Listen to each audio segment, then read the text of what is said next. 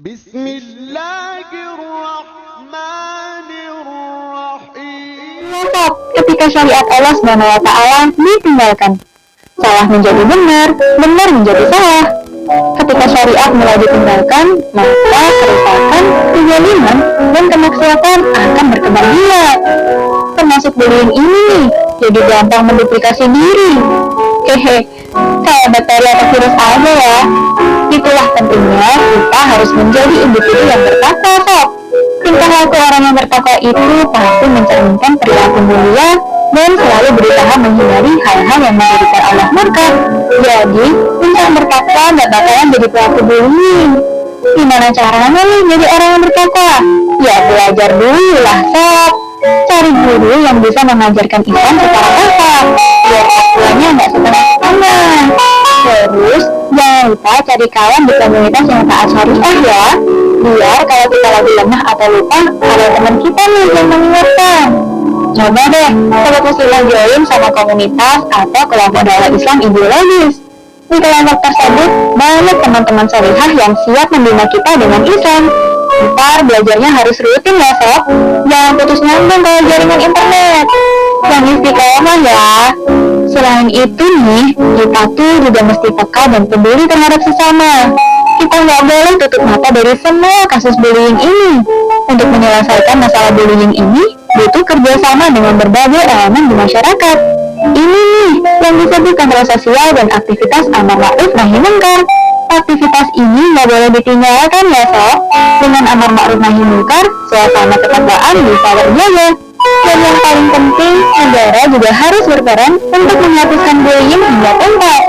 Negara tuh wajib menerapkan syariat Islam secara kafah dalam berbagai aspek kehidupan. Negara juga wajib menata sistem pendidikan, pergaulan sosial, budaya, media, hingga sistem hukum yang berdasarkan akidah dan syariat Islam. Yang sekarang ini cuma bisa terwujud ketika sistem Islam diterapkan ya. Kalau di sistem sekarang, korban bullying ini cuma bisa memendam rasa sakit lalu berakhir bunuh diri. Beda banget masalah sistem Islam. Setiap warga negara akan dijamin keselamatan dan keamanannya, baik individu, keluarga, dan masyarakat. Dan kalau ada individu yang tetap melakukan bullying, Islam punya sanksi tegas untuk para pelakunya. Sanksinya pun juga menghasilkan efek jera yang luar biasa loh. Jadi nggak akan ada lagi yang pengen jadi pembuli. Di dalam Islam ada yang namanya hukum qisas. Qisas itu artinya tindakan yang dilakukan terhadap pelaku sebagaimana yang telah pelaku lakukan terhadap korban. Qisas diberlakukan atas manusia yang sengaja menghilangkan jiwa atau membunuh atau melukai anggota tubuh manusia lainnya. Jika pelaku membunuh, ya maka dia akan dibunuh. Jika dia melukai, ya maka ini juga akan dilukai. Tentunya syaratnya tepat ya, dia asal membalas. Allah SWT telah menjelaskan dalam firman-Nya, Bismillahirrahmanirrahim. Wa katabna 'alaihim fiha anna an-nafsa bin-nafsi wal-'ain an-nafsa bin-nafsi wal-'ain bil-'ain wal-anfa bil-anfi wal-udhuna bil-udhuni was-sinna bis-sinni was-sinni wal-juruha qisas faman tasaddaqa bihi fahuwa kaffaratun lah wa man lam yahkum bima anzalallahu faulaika humudz zalimun. Dan kami telah tetapkan terhadap mereka di dalam kitab suci bahwasanya jiwa dibalas dengan jiwa, mata dengan mata, hidung dengan hidung, telinga dengan telinga, gigi dengan gigi, dan luka-luka pun ada kisasnya. Barang siapa yang melepaskan hak kisasnya atau memaafkan, maka melepaskan hak itu menjadi penebus dosa baginya. Barang siapa tidak memutuskan perkara menurut apa yang diturunkan Allah, maka mereka itu adalah orang-orang yang zalim. Quran Surat Al-Maidah ayat 45. Wow, gak ada yang sahabat Islam ya sob, hanya Islam solusi atas masalah bullying ini. Jadi jelas ya, gimana menyelesaikan kasus bullying. Daripada energi habis untuk membuli, ya mending dipakai untuk berbuat baik kepada sesama dong. berusaha berupaya melakukan amal soleh, karena itu lebih baik dan justru akan mendatangkan pahala. Salah satunya dengan chef video baik yang satu ini. Itu ya demikian sedikit narasi kita tentang bullying di hari ini. Nah, enaknya saya manggil teman-teman di sini tuh tetap teman-teman aja. Besti apa gimana nih anaknya ya? Ya aja. Kalau apa nih? Mana? Besti, besti kita ya, besti. Nah, teman-teman, ada yang tahu nggak sih kita tuh hari ini mau bahas apa nih? Kan tadi udah di-spill tuh dari narasi tentang bullying ya. Benar banget, kita hari ini akan membahas tentang bullying yang terjadi di kalangan remaja. Nah, hari ini saya nggak akan sendirian di sini. Kita punya pemateri yang luar biasa, yaitu yang pertama, Tony Braston Saudina. Kepadanya saya persilahkan. Ini cara kudiara setiap hari. Rengat ini. Godokan sirih. Ya. Pakai tiap hari ya.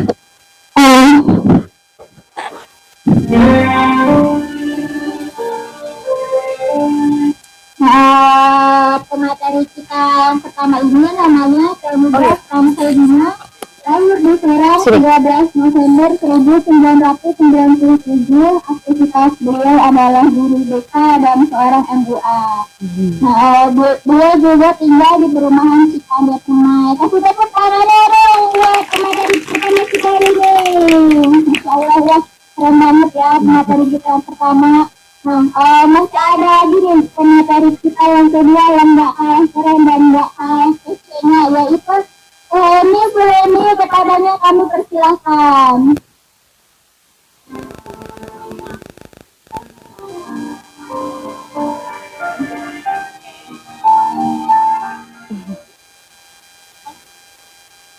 Izin menjawab ya kakak.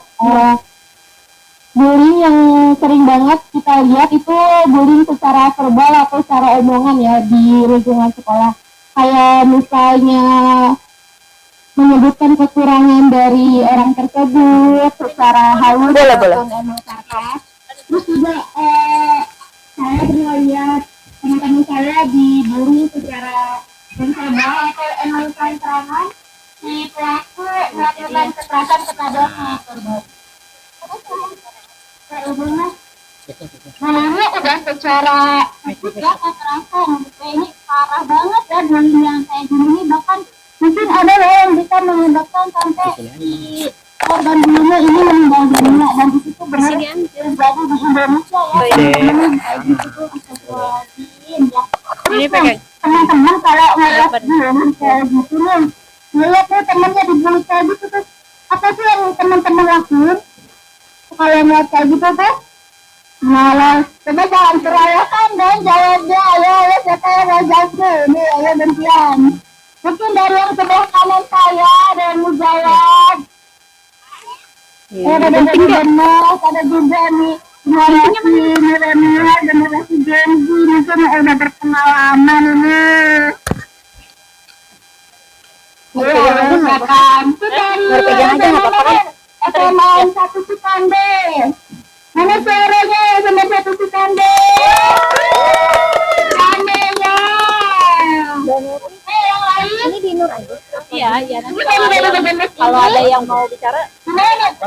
Tanggapan kalian kalau melihat temennya ada yang sedih. Nggak kelihatan itunya. Nyala kan? Jangan berani ya. Ini. Ada yang mau jawab? Iya nyala. Aku mau menanggapi.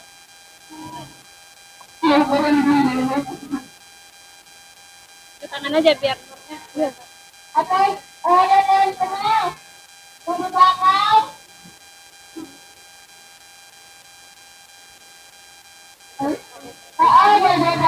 Mana ya mikrofonnya? Siapa yang mau nanya? Oke ya. Siapa?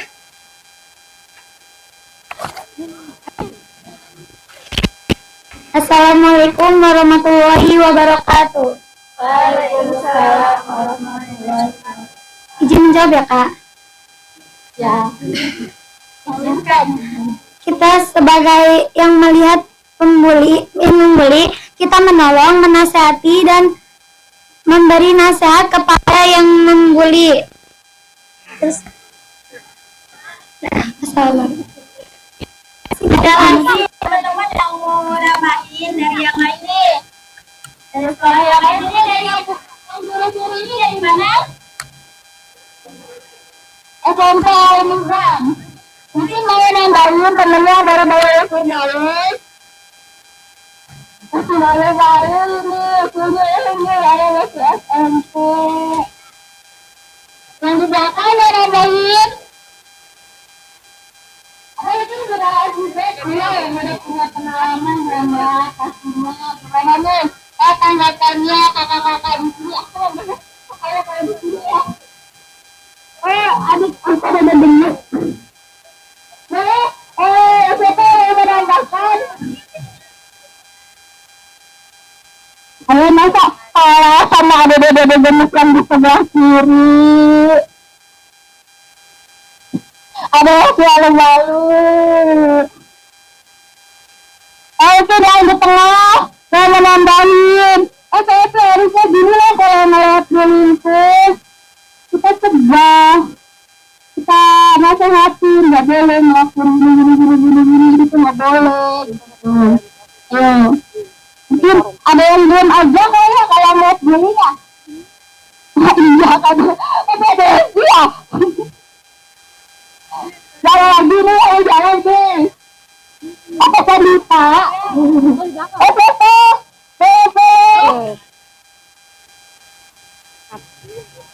Assalamualaikum warahmatullahi wabarakatuh. Waalaikumsalam warahmatullahi wabarakatuh. Saya namanya Nurul, mau menambahkan tentang fakta bullying ya. Karena sebenarnya saya juga salah satu, maksudnya korban bullying gitu, bisa dibilang seperti itu ya. Karena waktu SMP sekelas itu hampir sekelas gak mau ada yang nemenin saya gitu. Sampai kerja kelompok pun gak ada yang mau nemenin saya gitu kan, sampai saya itu nggak mau masuk sekolah gitu kan, akhirnya bolos gitu. Bagaimana sih maksudnya dalam Islam tuh menanggapinya itu gimana, solusinya gimana gitu ya? Ada yang mau nambahin lagi sebelah saya? Mudah-mudahan dengan beri pertanyaan gitu ya. Nanti kita akan punya solusinya. Gak apa-apa, ada lagi yang mau nambah? Assalamualaikum warahmatullahi wabarakatuh. Waalaikumsalam warahmatullahi wabarakatuh. Izin nambahin jawaban tadi ya terkait bullying. Solusi saya kalau lihat seseorang yang lagi dibully itu lebih baik dinasehatin yang ngebulinya, terus laporin ke BK gitu, ke guru kalau lagi di sekolah. Udah itu aja. Terima kasih ya kepada kakak-kakak yang sudah menanggapi pertanyaan ini. Kemudian ya, kan nggak ada asap kalau nggak ada apinya dulu gitu ya. Itu kan pasti ada sesuatu yang mendorong seseorang buat membuli gitu. Nah, kira-kira teman-teman apa sih faktor-faktor gitu ya yang menyebabkan seorang ini membuli orang lain gitu tuh? Nah, kira-kira apa ya? Kira-kira menurut teman-teman apa yang menyebabkan seseorang itu membuli orang lain? Udah sarapan belum? Takbir, taat. Ayo masuk, siapa yang mau jawab? Mau menambahkan jawab lagi nih. Ya. Aduh, coba.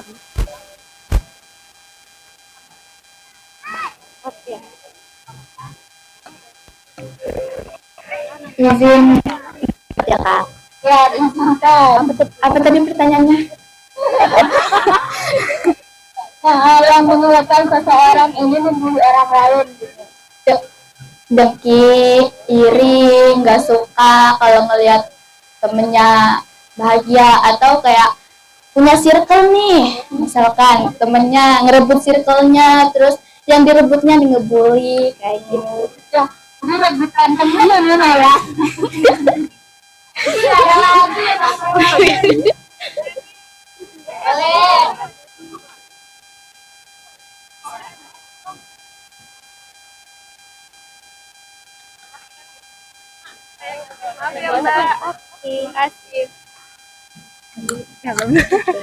Bismillahirrahmanirrahim. Assalamualaikum warahmatullahi wabarakatuh. Waalaikumsalam warahmatullahi wabarakatuh. Izin menjawab. Menurut saya faktor pelaku melakukan bullying itu ada dua hal ya, faktor eksternal dan internal. Baik dari lingkungan keluarganya mungkin yang kurang baik, jadi menghasilkan perilaku si pelaku ngebullying korban gitu. Terus faktor eksternalnya ya itu lingkungan teman-teman. Tadi kayak siapa? Tadi yang gitu. Ya, tadi kayak jawaban sebelumnya katanya faktor eksternal. Faktor eksternal, faktor dari lingkungan teman-temannya begitu. Terima kasih. Amit-amit. Nah, bullying itu gini sebenarnya ya, arti dari bullying itu apa sih teh? Dari Brad, definisi dari bullying itu sendiri.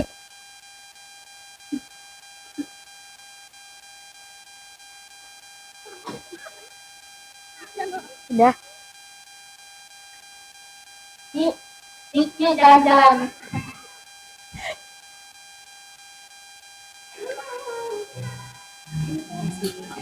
Oke. Terima kasih sebelumnya kepada moderator izin menjawab. Bullying itu sebenarnya benar kata teman-teman yang tadi sudah menjawab itu nggak salah sebenarnya. Sebenarnya untuk spesifiknya itu bullying itu adalah sifat agresif yang disengaja. Sifat agresif seseorang yang disengaja untuk membuat ketidaknyamanan secara fisik dan psikologis. Sampai sini paham ya? Jadi sifat bullying itu atau bullying itu apa sih? Jadi sifat agresif seseorang yang disengaja untuk membuat ketidaknyamanan secara fisik dan psikologis. Gitu. Untuk jenis-jenis bullying sendiri ada 3. Tadi udah beberapa ada yang disampaikan. Yang pertama itu secara fisik, ya. Bullying secara fisik udah paham pasti ya seperti apa.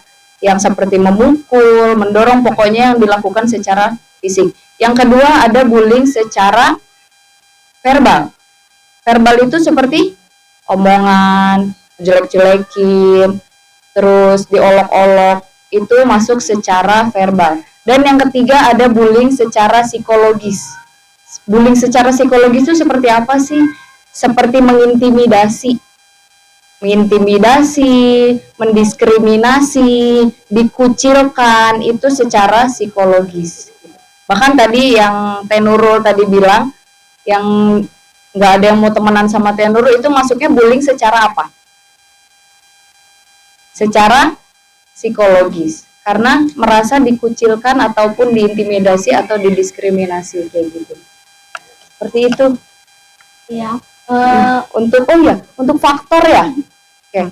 Faktor bullying itu kalau secara garis besar atau secara umumnya itu ada banyak sebenarnya ya. Cuma kita bahas tuh di sini ada 3. Yang pertama, betul, ada secara internal. Internal bisa jadi dari kepribadian ataupun dari keluarga. Ada juga, keluarga itu masuk ke eksternal, sorry. Internal itu dari diri sendiri. Internal itu dari kepribadiannya. Nah, yang kedua ada secara keluarga. Keluarga, dan yang ketiga ada dari pengalaman masa kecilnya. Oke, kita bahas yang pertama dulu ya. Yang pertama itu dari kepribadian. Kepribadian ini tuh berpengaruh nih sama perilaku bullying seseorang. Karena ada salah satu kepribadian yang namanya itu close emotional traits. Close emotional traits itu kepribadian yang sangat berpengaruh untuk perilaku bullying. Nah, close emotional traits ini dicirikan ada 3 ciri juga. Yang pertama ada yang namanya closeness. Closeness itu si individu ini dia tuh nggak punya empati. nggak punya keprihatinan atas kesejahteraan seseorang, atas bahaya seseorang, dan atas kenyamanan seseorang gitu. Dia nggak punya empati atas itu. Itu namanya callousness. Dia nggak punya empati atas kesejahteraan dan bahaya seseorang. Terus yang kedua ada yang namanya uncaring. Uncaring itu dia nggak punya prihatin atas anggapan orang lain terhadap seseorang. Jadi dia tuh nggak peduli orang mau beranggapan apa gitu. Dia nggak peduli orang mau ngomong apa, dia nggak peduli orang berpendapat apa. Bener nggak? Orang yang bullying biasanya dia nggak peduli sama omongan orang lain. Ya, biasanya kalau diomongin, misal ya, contohnya untuk orang zaman sekarang, lu jangan gitu kayak kasihan dia diituin sama lu. Nanti si perilaku bullyingnya ya udah sih urusin aja urusan lu masing-masing aja. Pasti begitu dong. Nah, dia nggak punya sifat empati atau keprihatinan atas itu. Dan yang ketiga, ada namanya unemotional. Unemotional ini biasanya orang yang menjadi perilaku bullying itu dia tidak bisa mengekspresikan atau menyampaikan emosinya dia tuh sama orang lain. Jadi karena dia nggak bisa nyampein, misal dia posisinya lagi butuh bantuan nih, dia lagi ngerasa sedih, tapi karena dia nggak bisa nyampein perasaan sedihnya itu ke orang lain, akhirnya apa? Dia melakukan kekerasan sama orang lain juga, gitu. Sampai sini ya. Nah, biasanya orang yang punya kepribadian callous unemotional traits ini, dia tuh nggak punya nalar atau efek untuk melihat sebab atau akibat dari apa yang dia lakukan ke orang lain gitu. Jadi dia tuh nggak ngelihat kayak kalau gue ngelakuin ini akibatnya apa ya untuk orang lain. Kalau gue ngelakuin ini orang lain gimana ya sama gue. Dia nggak ada menalar sampai ke situ. Jadi dia untuk ngelakuin sesuatu ya udah dia ngelakuin aja gitu. Karena dia nggak punya empati, nggak punya nalar untuk melihat apa sih yang dia lakukan kepada orang lain tuh efeknya apa sih kayak gitu. Ada yang dari NCT itu ya orang lain ngomong apa, nanti kalau misalkan ada yang kamu tuh gini loh diomongin tuh orang lain tuh biarin aja bodo amat, nanti itu juga bisa menimbulkan seseorang buat bully gitu ya. Iya. Yang ya udah sih nggak usah dengerin omongan orang lain gitu, hidup gue gitu ya. Iya betul. Nah itu kalau dari faktor kepribadian ya. Nah ada lagi faktor yang kedua, itu tadi faktor keluarga. Faktor keluarga ini yang menyebabkan apa sih? Biasanya faktor pola asuh sama fungsi keluarganya itu sendiri rendah. Gitu. Jadi pengalaman si anak ini sama keluarga dan pola asuh orang tua ini itu sangat berperan untuk membentuk kapasitas anak tuh dalam beradaptasi di sekolah.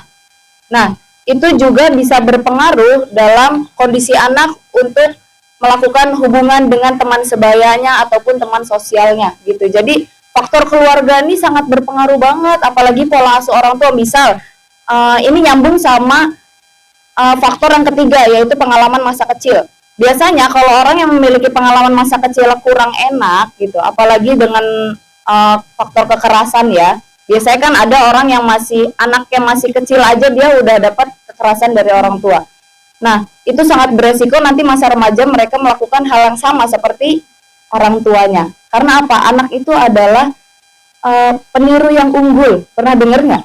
Ya, anak itu adalah peniru yang unggul. Jadi misalkan dia ngerasa saya sering dipukulin sama orang tua karena pola asuh orang tua yang otoriter, misalkan gitu.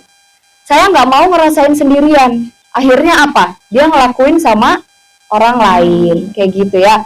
Terus ada juga pengalaman masa kecil anak yang misalkan dia kurang dapat perhatian dari orang tuanya, entah mungkin karena orang tuanya yang sibuk. Ada juga yang zaman sekarang orang tua memang dua-duanya bekerja gitu kan. Akhirnya mereka kurang dapat perhatian. Dia merasa iri dengan teman-temannya yang dapat perhatian dari orang tuanya yang lebih gitu. Akhirnya karena dia pengen diperhatikan, akhirnya dia mengganggu temannya supaya dia diperhatikan. Supaya dia ngerasa orang lain tuh ngelihat dia ada nih gitu. Akhirnya dia melakukan sesuatu untuk mencari perhatian orang lain kayak gitu. Itu beberapa faktor yang mungkin lebih mendukung seseorang melakukan perilaku bullying kayak gitu. Berarti kayak kasus yang pernah terjadi di Temanggung kemarin ini, yang kalau dia kan ini dia itu kebakar sekolah itu ya, karena itu Itu disebabkan karena dia dibully gitu tuh. Nah itu tuh gimana? Dia ngebakar sekolah karena dibully ya. Nah, kata kepala sekolah gitu dia bisa dapat perhatian ya kayak gitu. Sebenarnya, nah, dibilang untuk mencari perhatian benar. Karena apa? Orang yang menjadi korban bullying itu perlu diperhatikan nggak? Ketika dia merasa dia sudah menjadi korban, tapi dia tidak diperhatikan menjadi korban, akhirnya apa? Emosi yang diluapkan bisa jadi seperti itu. Itu yang sudah ekstrim ya. Karena dia tidak bisa meluapkan, aduh saya harus gimana lagi gitu. Saya jadi korban, tapi nggak ada yang peduli sama saya gitu. Karena saya pengen orang lain lihat saya korban nih, akhirnya apa? Saking mungkin emosinya tidak tersampaikan, dia akhirnya berani untuk membakar sekolahnya, seperti itu. Kalau ya itu korban dari bullying itu sampai segitunya gitu ya. Iya. Bukan banget ya teman-teman, sampai berani ya dia itu membakar sekolah. Semoga teman-teman yang ada di sini nggak ada yang kayak gitu ya. Insya Allah di sini kan lihat ya orang-orangnya, anak-anaknya ya. Ya enggak? Nggak ada kan teman-teman di sini yang pernah membeli? Jangan ya. Nggak ada kan ya sama teman saya. Harus saling merangkul ya, jangan bully, jangan suka meledek-ledekin. Itu kalau misalnya mah dulu tuh kalau ngebully tuh cuma kayak sekadar dari bapaknya gitu teh. Tapi ya, bullying itu bukan cuma dilakukan berulang-ulang. Biasanya kan orang melihat bullying itu dilakukannya secara berulang terus-terusan. Tapi ada bullying yang dilakukannya cuma sekali, tapi dia menimbulkan trauma gitu. Itu juga termasuk bullying. Jadi bullying tuh nggak cuma enggak sih cuma sekali doang kok, itu mah bukan bullying namanya, belum tentu. Kita lihat dulu efek apa nih yang kita lakukan sama orang lain. Kalau yang kita lakukan walaupun cuma sekali tapi menimbulkan trauma, itu bisa termasuk bullying gitu. Itu yang menimbulkan trauma juga termasuk bullying ya. Apa tuh ya? Kemudian nih dalam Islam gitu sebenarnya bullying itu boleh nggak sih? Nah gimana menurut Elmi? Dalam Islam tuh boleh nggak bullying itu? Oke, Bismillahirrahmanirrahim. Assalamualaikum warahmatullahi wabarakatuh. Alhamdulillahirabbil alamin, wassalatu wassalam ala asrofil anbiya'i wal mursalin Sayyidina Muhammadin wa ala alihi wa sahbihi ajmain. Amma ba'du. Rabbi shrahli sodri wa yassirli amri wahlul 'uqdatam min lisani yafqahu qawli. Rabbi jini ilman warzuqni fahman. Oke semuanya, masih semangat? Masih, alhamdulillah. Kepanasan? Enggak, belum panas ya? Insya Allah. Semangatnya yang panas ya, semangatnya yang panas. Panas apa? Semangat untuk mencari ilmu. Adik-adik, kalau kita bicara tentang bullying, tadi sudah dibahas ya sama Kanibras. Bullying itu adalah salah satu atau satu dari sekian permasalahan yang itu memang muncul di tengah-tengah umat ya, tengah-tengah kita gitu. Dan kalau misalnya kita berbicara tentang boleh nggak sih? Nah, Teteh nanya kembali kepada kalian, kira-kira bullying itu dibolehkan tidak? Tidak. Kenapa? Ayo, kenapa? No, kan kalian juga setuju ya, nggak boleh gitu kan? Kenapa nggak boleh? Ya, kira-kira kenapa nggak boleh? Karena menyakitkan, karena menimbulkan trauma, ya enggak? Karena menimbulkan sakit hati yang mendalam. Nah itu adalah efek dari bullying. Nah, pertanyaannya, kalau kita sebagai seorang muslim yang mengatakan dirinya adalah seorang muslim, bahwa saya adalah seorang muslim, pantaskah atau layakkah kita melakukan bullying? Ayo, gimana menurut teman-teman? Tidak. Nah, sepakat ya, tidak gitu. Nah, berarti itu adalah sesuatu yang secara etika, secara moral, bahkan gitu kan dalam agama kita itu adalah sesuatu yang dilarang. Nah, kalau kita flashback ya ke dulu gitu kan, ke zamannya Rasulullah, para sahabat, ada nggak sih aktivitas bullying seperti itu? Ya, pernah baca sirah Nabi atau kisah-kisah para Nabi atau sebelumnya? Pernah nggak Nabi mengalami bullying? Nah, benar. Nabi itu pernah dikatakan penyihir, ya enggak? Pernah nggak Nabi dikatakan sebagai orang gila oleh para kaum kafir Quraisy? Pernah? Pernah nggak Nabi sampai ditimpugin? Pernah. Kalau di sirah itu kan sampai berdarah ya, tumit beliau gitu. Itu termasuk bullying bukan? Bullying. Ternyata kalau kita ngomongin bullying itu dari dulu sudah ada. Cuma mungkin bahasanya bukan seviral sekarang, ya enggak? Rasulullah sendiri itu mengalaminya gitu. Dan sekarang itu memang banyak banget terjadi. Nah, berarti kalau kita ngomongin Islam, Islam itu kan rahmatan lil alamin, ya enggak? Agama yang paripurna, yang sempurna. Bahkan sebelum terjadi bullying sekarang, itu Allah sudah menurunkan ayat yang tadi sudah dibaca sama teh siapa tadi teh? Iya, surat yang tadi dibaca. Iya, itu surat apa? Masih ingat? Surat Al-Hujurat. Ayat berapa? Ada yang masih ingat coba deh artinya, atau yang hafiz Quran? Ya. Ya ayyuhalladzina amanu. Apa? Itu bukan kan? Ya, di situ ada kata-kata yang Allah tuh sudah tahu bahwa nanti bullying itu ada terjadi. Maka dibuatlah aturan itu. Al-Hujurat dikatakan di situ kita tidak boleh apa? Pertama, mengolok-olok. Kedua, ayo, memanggil dengan panggilan yang tidak baik. Ketiga, mencela. Pertama, tidak boleh mengolok-olok. Di situ dikatakan barang siapa gitu kan, seseorang yang mengolok suatu kaum, bisa jadi kaum yang diolok-olok itu jauh lebih baik. Dan perumpamaan seorang wanita atau perempuan yang mengolok-olok perempuan yang lain gitu kan, bisa jadi perempuan yang diolok-olok itu jauh lebih baik. Dan yang ketiga, janganlah kalian memanggil dengan panggilan yang buruk, yang tidak baik. Nah, barang siapa yang tidak mau bertobat, maka dia termasuk orang yang zolim. Jadi kalau teman-teman bertanya, teh boleh enggak? Ternyata Allah itu sudah memberikan satu surat, ini loh tentang bullying. Jangankan fisik, verbal aja nggak boleh. Tadi mengatakan fisik kita tidak sempurna gitu. Apalagi Bu ini juga sama ya, kurang sempurna dibandingkan teman-teman. Tapi itu tidak dijadikan alasan untuk kita apa? Bagi kita yang korban bullying, itu jangan selamanya kalian mau dicap sebagai korban. Kalian harus bangkit.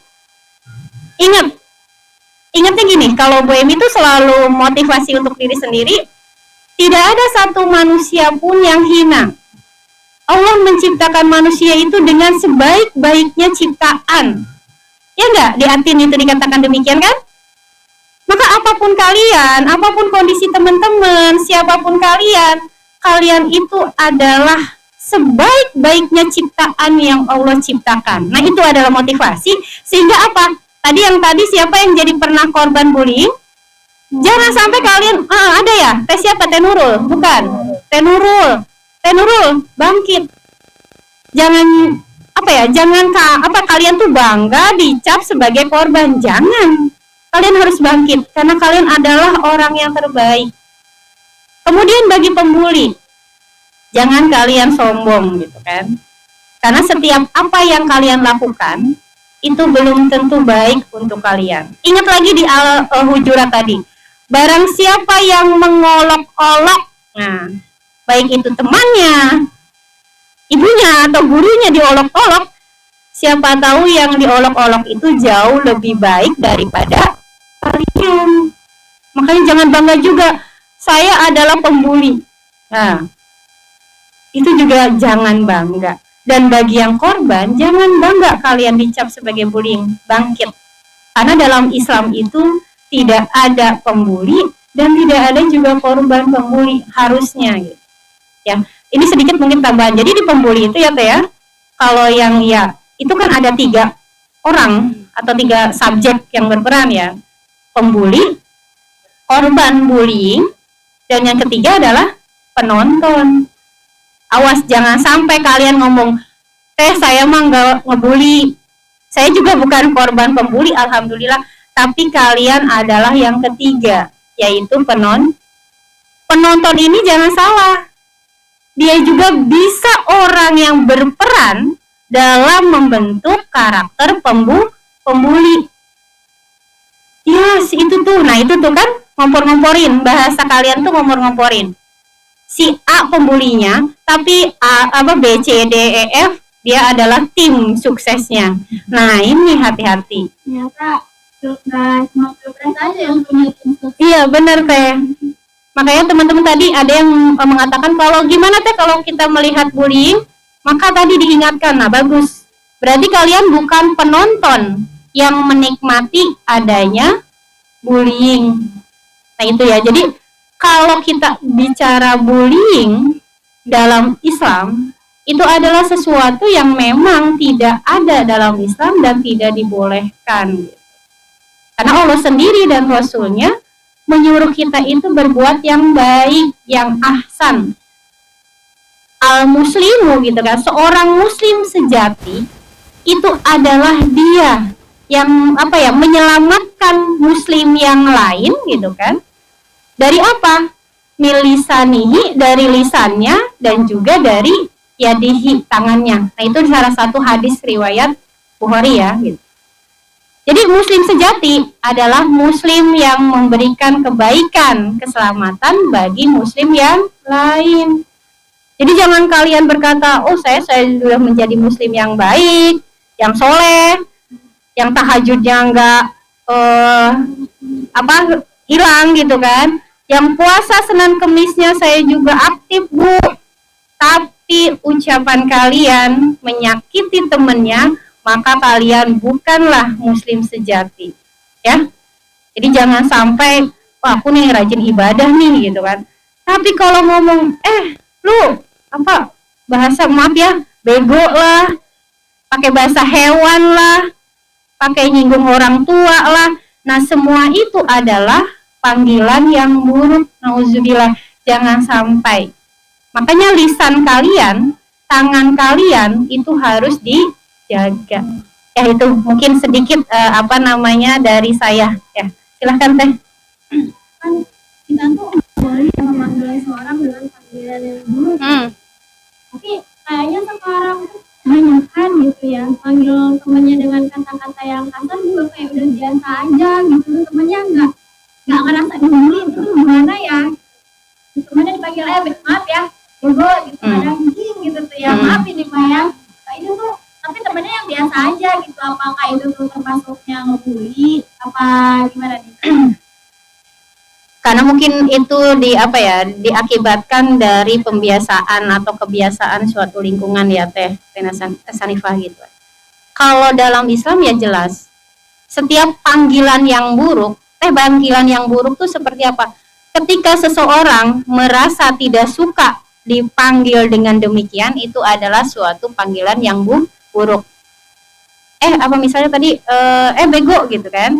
Walaupun mungkin bercanda, tapi ketika anaknya gitu kan nggak suka dengan panggilan itu, maka itu sudah termasuk panggilan yang buruk dan nggak boleh gitu. Tapi kan Teh aku bercanda. Nah ingat, inilah salah satu kenapa bullying itu selalu terjadi, karena ada pembiasaan dan ada bahasa kita mah itu mah udah biasa. Ini yang nggak boleh. Karena bullying itu awalnya disikapi dengan biasa saja. Nanti dia akan lebih besar, akhirnya meledaklah itu bullying. Maka yang katanya pembiasaan, biasa saja, nah itu hati-hati. Ya. Jadi kalaupun misalnya berbicara atau memanggil temannya, pakailah panggilan yang dia suka. Panggilannya, panggilan dengan panggilan yang yang disukai gitu. Bukan panggilan yang tidak disukai. Ya, itu mungkin Teh Sanifah. Kalau misalkan nih diganti gitu ya, oke, semangka gitu. Kalau kayak gitu boleh nggak sih? Kan itu mah kayaknya kadang-kadangnya bukan sesuatu yang kasar gitu ya. Kayak gitu boleh nggak kalau disebutin buah-buahan gitu? Pakai buah-buahan. Boleh nggak kalau kayak gitu? Ya tadi kata saya, si A-nya mau nggak dipanggil sebagai buah-buahan? Kalau dia seneng dengan panggilan itu, kan kayak saya di sekolah, biasanya ibu nanya nama panjang kalian kan? Saya selalu nanya, kalian dipanggil di sekolah itu apa? Ada tuh yang namanya Maulana, misalnya Yusuf namanya. Tapi dia senang dipanggil dengan nama Maul, kan ya? Dari kata Maulana Yusuf misalnya. Karena dia suka dengan panggilan Maul, maka boleh saya memanggil itu. Tapi kalau dia, Bu jangan panggil saya itu dong, nama saya kan Muhammad Yusuf atau Maulana Yusuf gitu kan, panggillah saya Yusuf Bu. Nah maka itu satu tanda bahwa dia tidak mau dengan panggilan itu. Jadi kalau misalnya temannya senang dengan panggilan semangka, teman semangka misalnya, terus dia senang, nah itu boleh. Tapi kalau dia sudah mukanya nggak enak, cemberut, itu sebenarnya sinyal bahwa itu adalah panggilan yang tidak baik untuk dia. Itu sih Teh. Jadi ada keridoan. Berarti panggilan juga tergantung ridhonya si orang yang dipanggil juga ya. Karena Rasulullah sendiri kan selalu memberikan nama panggilan kepada istri-istrinya itu sesuatu yang baik gitu. Ketika manggil Aisyah itu kan juga sesuatu yang baik. Dan para sahabat juga memberikan panggilan kepada sahabat yang lain itu sesuatu yang baik. Ya kan? Abu Bakar Siddiq. Nah, itu kan Siddiq sebenarnya panggilan. Kenapa? Karena Abu Bakar itu orang yang dipercaya gitu kan. Orang yang dipercaya kejujurannya. Nah, itu makanya panggilannya adalah Siddiq. Nah, itu. Jadi panggilannya harus panggilan yang baik. Ya, jadi sebenarnya dalam Islam itu bullying itu juga nggak boleh ya teman-teman. Terus panggilan teman-teman ini manggil temannya dengan kata yang baik, dengan sebutan yang baik gitu ya, walaupun kalian itu menyebutnya cuma bercanda, tapi kalau ternyata itu buruk itu juga nggak boleh ya. Mungkin ada di sini teman-teman yang suka manggil temannya kata yang tadi saya sebutin di PNG gitu, itu gitu yang kadang-kadang bapaknya. Coba mulai sekarang hilangkan ya, menghilangkan kebiasaan memanggil temannya dengan perkataan yang buruk. Insya Allah siap. Siap tuh. Oh, keseharian juga enak kayak gitu ya. Nah terus kita Teh Dibran, pasti ada dampak dong ya dari bullying ini. Kayak yang teman itu habis dibully, dianya gitu ngebakar di sekolah. Bahkan ada yang sampai trauma dia nggak mau sekolah lagi. Nah itu apa aja sih dampak dari bullying selain itu? Salah satunya tadi itu adalah trauma ya. Salah satu dampak dari bullying itu trauma. Terus ada juga kesulitan bersosialisasi bagi korban bullying. Terus konsentrasi belajar pun menjadi menurun. Terus dia selalu menyalahkan dirinya atas bullying yang terjadi. Jadi biasanya korban itu selalu mikirnya dia yang salah, bukan orang lain yang salah. Kenapa? Biasanya korban bullying itu selalu mikirnya, coba saya nggak ngelakuin ini ya, pasti dia nggak bakal kayak gitu. Atau coba saya nggak masuk ya, pasti dia nggak bakal kayak gitu. Nah, dia selalu menyalahkan keadaannya atau menyalahkan dirinya sendiri, gitu. Terus bisa menyebabkan depresi. Seperti tadi yang sampai ngebakar sekolah itu udah mungkin sampai di tahap depresinya dia, gitu. Dia nggak tahu lagi gimana caranya melampiaskan emosinya dia, gimana caranya menyalurkan emosinya dia, gitu. Karena nggak ada perantara supaya emosinya itu bisa tersalurkan gitu. Bisa menyebabkan kecemasan, bisa menyebabkan bahkan bisa sampai menyebabkan kematian. Pernah dengar nggak sih ada korban bunuh diri, dia bunuh diri karena disebabkan oleh bullying? Pernah dengar nggak? Banyak kan pasti.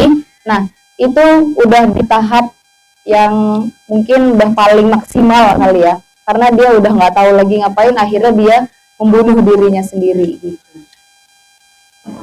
Banyak ternyata ya dampak dari korban dari bullying ini ya, dari mulai depresi, kemudian bunuh diri, kehilangan konsentrasi belajar, kayak gitu ya.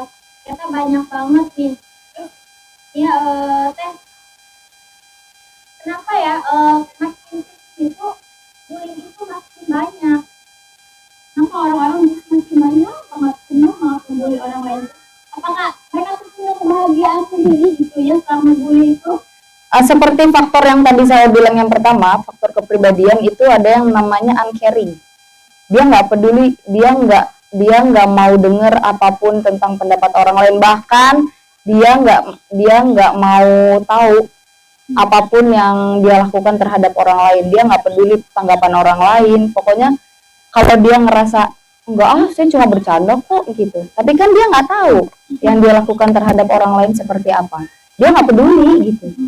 Yang penting ya udah, kan gue cuma bercanda gitu, lu baper banget sih gitu kan. Biasanya anak zaman sekarang bilangnya apa, lu baper banget sih, kan gue cuma bercanda gitu. Karena dia nggak ngelihat tanggapan orang lain, dia nggak ngelihat apa yang orang lain rasain dari perilaku dia gitu. Nah, itu yang bisa menyebabkan bullying tuh bisa semakin biasa mungkin ya. Jadi ya udahlah, orang gue cuma bercanda gitu. Basicnya dengan bawa-bawa nama bercanda gitu. Jadi itu yang membiasakan jadinya. Ini tadi kan sama teman-teman nih, saya tuh sebagai orang yang masih dulu punya dalam pandangan Islam nih, kalau saja itu tuh harusnya gimana sih kayak ini gitu dalam Ya, sebenarnya tadi udah disinggung ya Teh. Kalau kita berbicara Teh, bagaimana kita kan seorang muslim. Ini semuanya Islam ya, alhamdulillah. Maka bagi seorang Islam, ya mau nggak mau kita harus menjadikan Islam sebagai apa? Sebagai pondasi kita, sebagai petunjuk kita, sebagai mapping life-nya kita, peta kehidupan kita. Jadi kalau ditanyakan Teh, bagaimana kita atau sebagai pelajar muslim nih menghadapi bullying, kalau menurut saya tadi kita back lagi kepada Islam. Mudah-mudahan teman-teman semangat Islamnya membara. Yang pertama, jadilah remaja yang memiliki apa atau yang menjadikan Islam itu sebagai akidahnya. Apa itu akidah? Landasan kalian kan? Jangan sampai kalian yang tadi kata ibu tadi, kalian sholatnya rajin, duhanya rajin, Senin Kemisnya tidak diragukan, tapi mulutnya berbisa. Itu jangan sampai. Kalian nanti jadi kayu bakar kalau misalnya di surat Al-Ahzab ya. Jangan sampai, nauzubillah min dzalik. Jadilah orang yang ahsan perkataannya, ahsan perbuatannya. Sekarang kan pengen viral. Ya, pertanyaannya, kamu mau viral di dunia atau viral di akhirat? Gitu kan? Kalau aduh lah, nggak ngomongin akhirat, susah dijangkau. Nah, inilah krisis pelajar saat ini. Jadi ketika kita ngomongin Islam itu kayak yang udah Islam lagi gitu nggak? Jangan ya gitu. Kenapa sih Teh harus selalu Islam? Ya karena kamu orang Islam. Kan gak mungkin saya suruh kamu mengikuti ajaran umat lain kan? Karena kita adalah seorang muslim. Jadi sudah selayaknya seorang muslim itu menjadi muslim yang kafah. Ya ayyuhalladzina, Allah itu menyuruh kita untuk apa? Masuk udhulu fisilmi kafah. Masuk Islam secara kafah. Bukan kalian suruh masuk Islam itu secara KTP, bukan. Ya, jadi Jadilah pelajar yang haus ilmu agama yang menjadikan Islam itu sebagai akidahnya. Berakidah saksiyah Islamiyah, bahasa kerennya gitu ya, saksiyah Islamiyah gitu. Terus selanjutnya apa? Yang kedua, jadilah pelajar yang menyibukkan diri dalam kebaikan. Ingat, seorang yang sibuk dalam kebaikan, itu nanti dia akan lupa dengan kemaksiatan. Tapi kalau dia tidak sibuk dengan kebaikan, maka dia akan disibukkan dalam kemaksiatan. Coklah. Kalau dia nggak sibuk ngaji, hafalan, murojaah, segala macam, apa yang suka kalian lakukan? Scroll TikTok kan? Nah itu. Atau IG. Apalagi Mobile Legend. Ada nggak yang perempuan ahlinya Mobile Legend? Banyak. Gosip gibah di grup WA. Nah, kenapa? Karena kalian gak punya kesibukan dalam hal Coba kalau dari pagi jam 7, udah gak bisa Bu, saya itu udah start belajar, murojaah, apalagi di pesantren ya. Itu kan waktunya 24 jam di pesantren. Itu kalian masih bahasa dalam tanda kutip masih mending terlindungi oleh kegiatan di pesantren. Bayangkan yang sekolah pagi, pulang siang, itu waktunya kan luang. Maka kalau teman-teman tidak mencari kesibukan, kalian akan disibukkan dalam hal kemaksiatan. Nauzubillah. Kenapa orang itu suka Mobile Legend? Karena dia nggak punya kegiatan. Coba kalau dia, Bu saya ada murojaah, Bu saya setor hafalan, Bu saya ada PR kimia, Bu saya ada PR biologi, itu udah sibuk dengan itu kebaikan gitu. Maka dia akan lupa dengan hangout. Dia lupa dengan nongkrong dengan temannya. Dia juga nggak ada waktu untuk ngegibahin temennya. Dia juga nggak ada waktu untuk apa? Mabar bareng dengan temennya, ya enggak? Nah itu, jadi sibukkan diri dalam kebaikan. Karena perkataan Umar bin Khattab ya, berkata bahwa kita itu dulu itu dalam keadaan hina. Ketika Islam datang, Allah memuliakan kita dengan Islam. Maka barang siapa yang mencari kemuliaan selain yang Allah berikan, maka Allah akan memberikan kehinaan kepada mereka, ya kan? Jadi kalau kalian mencari keridhaan Allah dengan cara yang hina, maka Allah akan menghinakan. Itu ya. Jadi jadilah pelajar yang tadi berakhlak atau berakidah Islam. Yang kedua, sibukkan dengan sesuatu yang baik. Nah itu bermanfaat. Mungkin itu dulu Teh. Oke, terima kasih Teh. Assalamualaikum warahmatullahi wabarakatuh. Perkenalkan saya Hamidah dari SPI. Di sini kita sedang mengadakan kajian di Danau Situ Teratai Cikande yang bertemakan yaitu Stop Bullying, Please Love and Taat, yang dihadiri oleh beberapa peserta dari pesantren dan dari berbagai sekolahan, yang diantaranya yaitu dari pesantren Darul Firdaus, dari SMP El Mizan, dari SMA Negeri 1 Bandung, dan dari SMP 1 Bandung.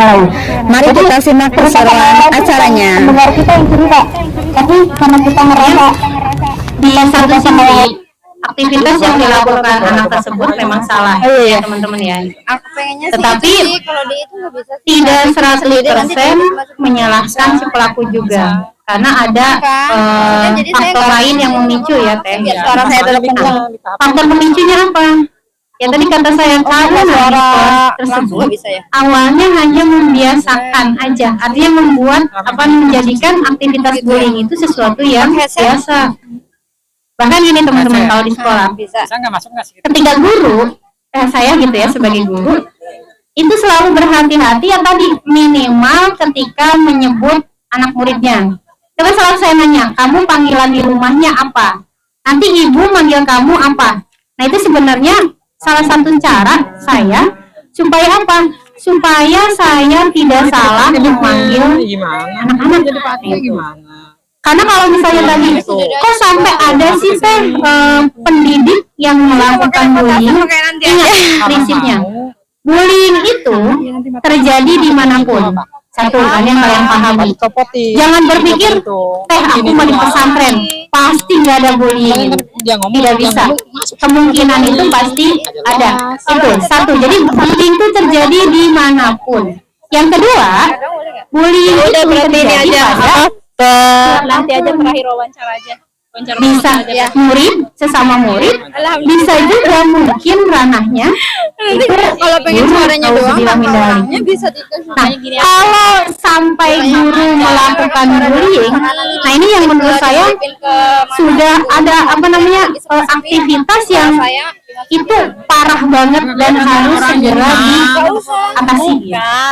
Karena kalau gurunya sudah ngebully, anak-anak mau kemana gitu kan lapornya? Tadi kan disebutkan ya dari peserta siapa tadi? Ya udah, saya akan lapor ke gurunya, ya enggak? Tapi kalau gurunya ikut ngebully gimana? Seakan-akan kita tuh nggak ada tempat untuk apa? Melaporkan, tempat untuk berlindung. Jadi kalau saya misalnya guru itu harusnya gimana sih teh? Peran guru itu adalah sebagai pendidik dan pengajar, mendidik anak-anaknya menjadi lebih baik, kemudian mengajarkan sesuatu yang bermanfaat, baik ilmu pengetahuan maupun sikap dan akhlak. Itu teh. Jadi kalau misalnya guru sampai melakukan bullying, itu sangat disayangkan menurut saya gitu. Karena saya sendiri pun adalah guru. Kalau seandainya tidak sengaja, itu kan beda hal ya teh ya. Tapi kalau terus-terusan, kamu bego banget sih gitu kan, kalau ada guru matematika. Nah itu adalah bentuk bullying. Dan kalian boleh bersuara, Ibu, saya tidak bego gitu kan. Ibu, jangan panggil saya A. Saya nggak suka Bu. Nah itu boleh. Sampaikan dengan cara yang baik kepada gurunya. Ya. Jadi kata Ibu tadi, jangan bangga jadi pembuli. Jangan juga kamu senang dicap sebagai korban bullying. Jadilah pelajar apa? Yang tangguh, yang kuat, yang bertakwa, dan pelajar yang memberikan kebaikan kepada orang lain. Siap nggak? Siap nggak teman-teman? Mana? Siap nggak? Menjadi pelajar tangguh siap? Siap. Awas nih ya, jadi pulang dari kajian nih, tolong dijaga lisannya. Yang tadi nyebutin temennya masih bahasa yang gak enak, lupakan. Mohon maaf ya, kemarin saya manggil kamu ini ya, sekarang enggak lagi. Siap ya? Yang kemarin masih ngeledek, hilangkan. Ingat, nyindir, ngeledek, itu sama dengan bullying. Yang masih manggil nama orang tuanya, sudah, cukupkan. Yang masih apa lagi? Ngeprank, ngeprank temannya, jangan juga dilakukan. Itu sama aja tindakan yang menjurus nanti ke bullying. Kan bercanda Bu, dia kan lagi ulang tahun. Nah itu nggak boleh ya. Jadi dalam Islam berbuat baik itu kepada siapapun. Nah itu tadi. Jadi ya mudah-mudahan kami atau saya sebagai guru berusaha untuk jangan sampai bullying itu terjadi di sekolah kami, terutama sekolah saya gitu kan. Dan teman-teman juga sebagai pelajar, jadilah pelajar yang berusaha untuk menghilangkan segala bentuk bullying di sekolah. Nah itu teh. Terima kasih. Ya. Siap menjaga lisannya teman-teman? Ya. Baru sedikit doang nih. Siap menjaga lisannya? Siap ya, harus siap dong ya. Keluarkanlah perkataan yang baik ya dari kita, jangan sampai keluar kata-kata yang buruk. Kadang kita tuh nggak sadar ya teh, bercanda taunya nyakitin hati orang gitu ya.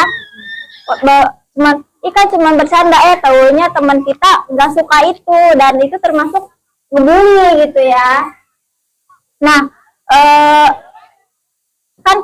si korban nih tadi tuh pasti ada dampaknya gitu ya, dampak dari dibully itu ya. Nah gimana sih teh upaya untuk menyembuhkan dari korban bullying ini Teh Nidras?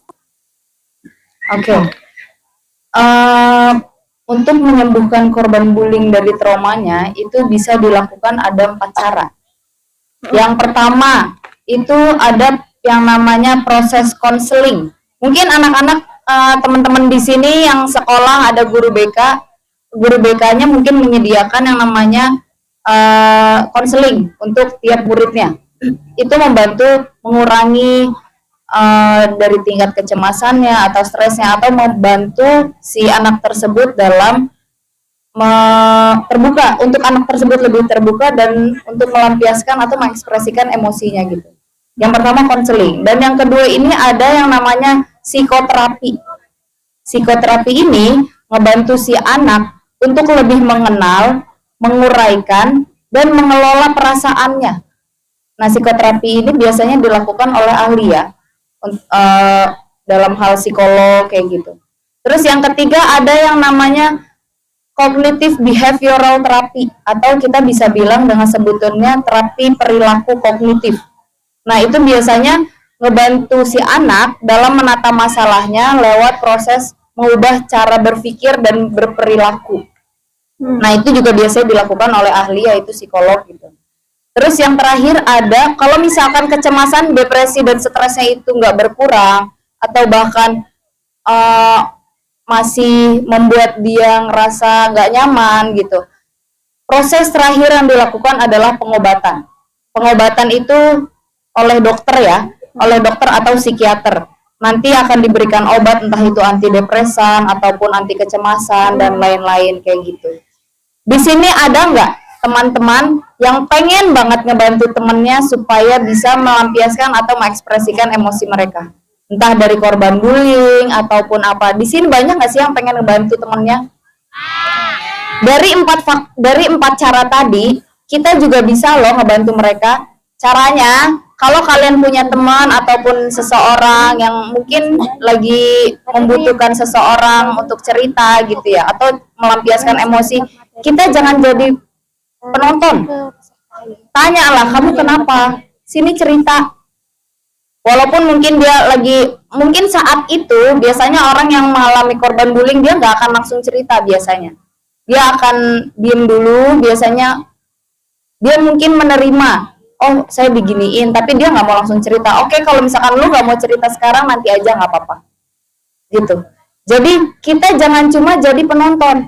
Kalau kita ngelihat teman kita lagi jadi korban nih, entah itu diledekin lah atau apa, kita jangan cuma ngeliatin, kita dengerin lah cerita dia. Kita cukup jadi pendengar yang baik. Kalian ngerasa nggak kalau kalian lagi punya masalah ataupun lagi pengen ngelampiasin emosinya, dengan kalian cerita aja itu masalahnya sedikit lebih berkurang.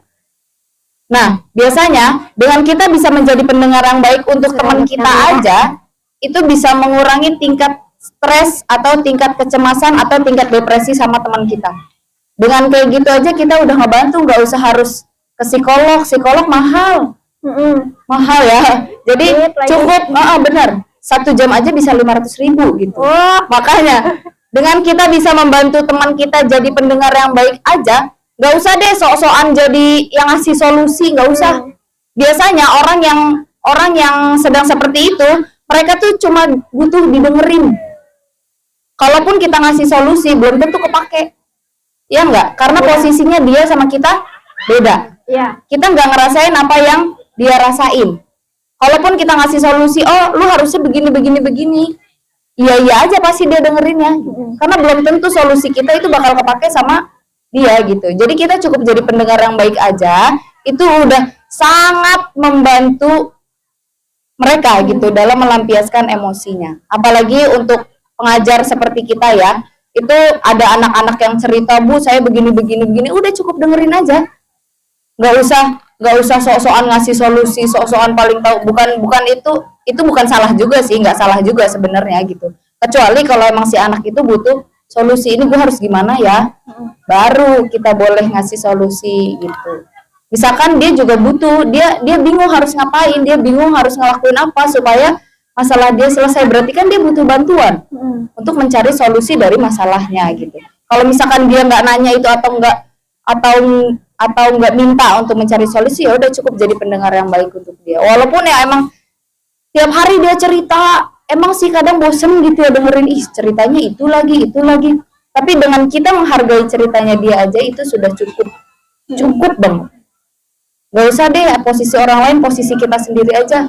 Kalau kita cerita sama orang lain, kalau kita cerita masalah kita ya, entah itu ke orang baru ataupun ke orang lama, itu udah sedikit mengurangi beban kita enggak?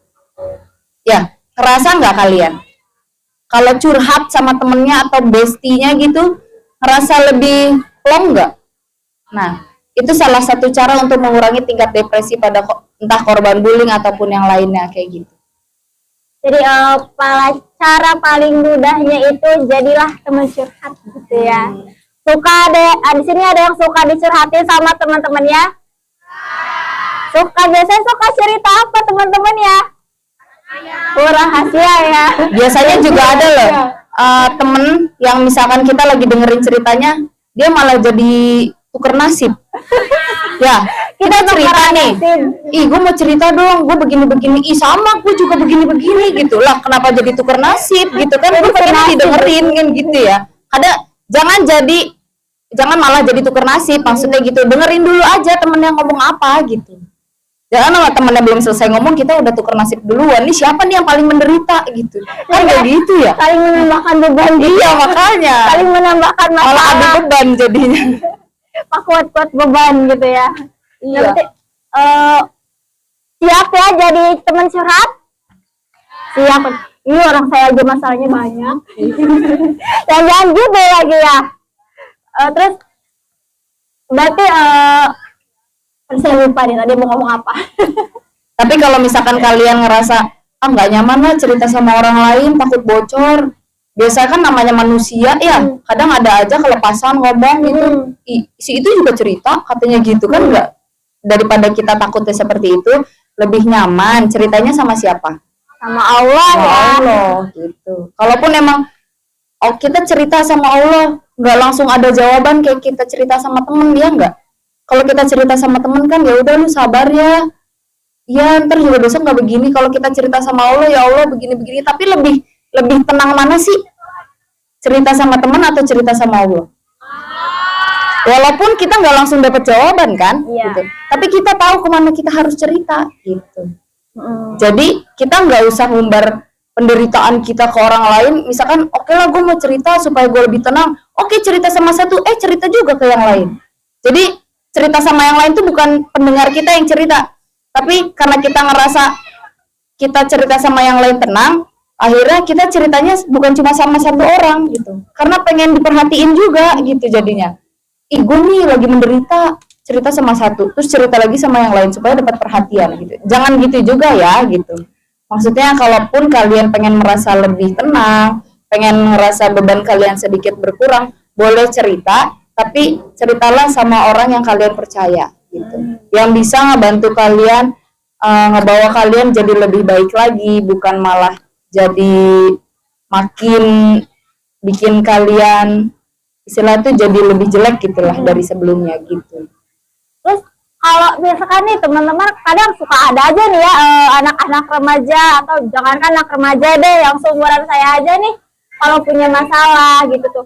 Itu ceritanya bukan ke Allah, bukan ke teman, tapi ke sosmed gitu. Itu tuh gimana ya? Mereka mungkin lebih mencari perhatian di dunia luar. Karena apa? Mereka lebih merasa dihargai ketika dia ceritanya di sosial media.